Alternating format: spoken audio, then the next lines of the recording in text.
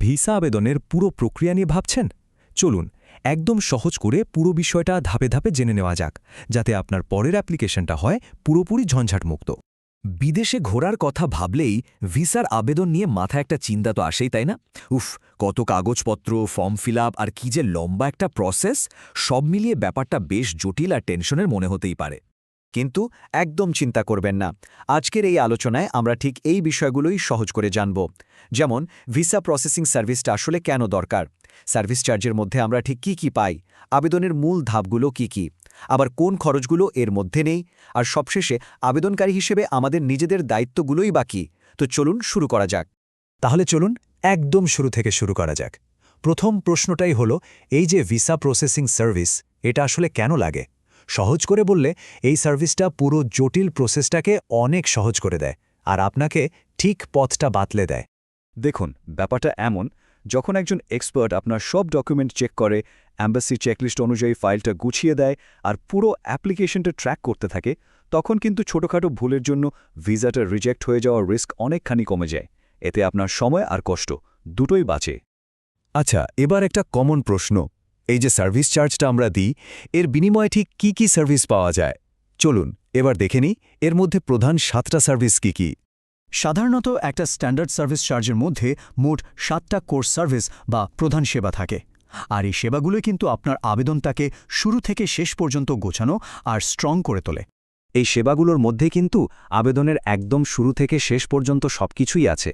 যেমন ধরুন, আপনার সব কাগজপত্র ঠিকঠাক আছে কিনা সেটা চেক করা আর ফাইলটা রেডি করা, তারপর অনলাইন ফর্মটা ফিল আপ করা থেকে শুরু করে অ্যাম্বাসিতে অ্যাপয়েন্টমেন্ট বুক করা পর্যন্ত। শুধু এটাই না, আপনার ট্রাভেলের জন্য একটা সুন্দর করে কভার লেটার আর ট্রাভেল প্ল্যান বানিয়ে দেওয়া, বায়োমেট্রিক্সের জন্য গাইড করা, আর সবশেষে আপনার অ্যাপ্লিকেশনটা ট্র্যাক করাও কিন্তু এর মধ্যেই পড়ে। মানে পুরো জার্নিতে একজন এক্সপার্ট গাইড আপনার পাশে থাকার মতনই ব্যাপারটা। গ্রেট, তাহলে সার্ভিসগুলো তো জানা হলো। এখন চলুন আবেদনের সেই 5টা মেইন স্টেপ বা ধাপ দেখে ফেলি, যা আপনাকে শুরু থেকে শেষ পর্যন্ত একটা ক্রিস্টাল ক্লিয়ার আইডিয়া দেবে। এই ধাপগুলো হলো, প্রথমে ক্লায়েন্ট স্ক্রিনিং বা আপনার প্রোফাইলটা যাচাই করা, এরপর দরকারি সব ডকুমেন্ট কালেক্ট করা, তারপর অ্যাপ্লিকেশনটা প্রস্তুত করা, 4 নম্বরে আবেদন জমা দেওয়া ও বায়োমেট্রিক্স, আর একদম শেষে ট্র্যাকিং এবং রেজাল্ট। চলুন প্রত্যেকটা ধাপ নিয়ে আরেকটু ডিটেলসে কথা বলি। প্রথম ধাপটা হলো স্ক্রিনিং, আর এটা কিন্তু খুবই জরুরি। এই ধাপে আপনার পাসপোর্টের মেয়াদ, আগের ট্রাভেল হিস্ট্রি, ফিনান্সিয়াল অবস্থা এবং চাকরির প্রমাণপত্র, এই সব কিছু চেক করে আপনার প্রোফাইলটা কতটা স্ট্রং সেটা বোঝা হয়। এর সবচেয়ে বড় সুবিধা হলো, শুরুতেই যদি কোনো দুর্বলতা চোখে পড়ে, সেটা ঠিক করে নেওয়ার একটা সুযোগ পাওয়া যায়।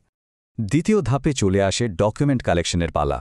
দেখুন, ডকুমেন্টগুলোকে আমরা সহজে 4টা ভাগে ভাগ করতে পারি। প্রথমটা হলো ব্যক্তিগত, যেমন পাসপোর্ট, ছবি বা এনআইডি। এরপর আর্থিক, মানে ব্যাংক স্টেটমেন্ট বা সলভেন্সি সার্টিফিকেট। 3 নম্বরে পেশাগত, যেমন আপনি চাকরি করলে এনওসি বা ব্যবসা করলে ট্রেড লাইসেন্স। আর সবশেষে ভ্রমণ সংক্রান্ত, যেমন ফ্লাইট আর হোটেল বুকিংয়ের কাগজ। এরপর 3 নম্বর ধাপে এই সব ডকুমেন্ট দিয়ে আপনার অ্যাপ্লিকেশনটা প্রস্তুত করা হয়। মানে অনলাইন ফর্মটা ফিল আপ করা হয়, একটা পাওয়ারফুল কভার লেটার লেখা হয়, আর অ্যাম্বাসি নিয়ম মেনে পুরো ফাইলটা গোছানো হয়। বলা যায়, এই ধাপেই আপনার সব কাঁচা তথ্যগুলো একটা কমপ্লিট আবেদনে পরিণত হয়। আর একদম শেষে, মানে 4 আর 5 নম্বর ধাপে আপনার জন্য ভিএফএস বা ভিসা অ্যাপ্লিকেশন সেন্টারে অ্যাপয়েন্টমেন্ট নেওয়া হয়। বায়োমেট্রিক্স বা ফিঙ্গারপ্রিন্ট দেওয়ার জন্য আপনাকে গাইডলাইন দেওয়া হয়, আর আবেদনটা জমা হয়ে যাওয়ার পর থেকে রেজাল্ট আসা পর্যন্ত সেটার স্ট্যাটাস ট্র্যাক করা হয়। এখন একটা খুব জরুরি বিষয় ক্লিয়ার করা দরকার। ভিসা প্রসেসিং সার্ভিসের জন্য যে ফিটা দেওয়া হয়, তার বাইরেও কিন্তু আরও কিছু খরচ থাকে। চলুন তো দেখি কোন খরচগুলো এই সার্ভিস চার্জের মধ্যে পড়ে না। এই স্লাইডটা দেখলে ব্যাপারটা একদম পরিষ্কার হয়ে যাবে।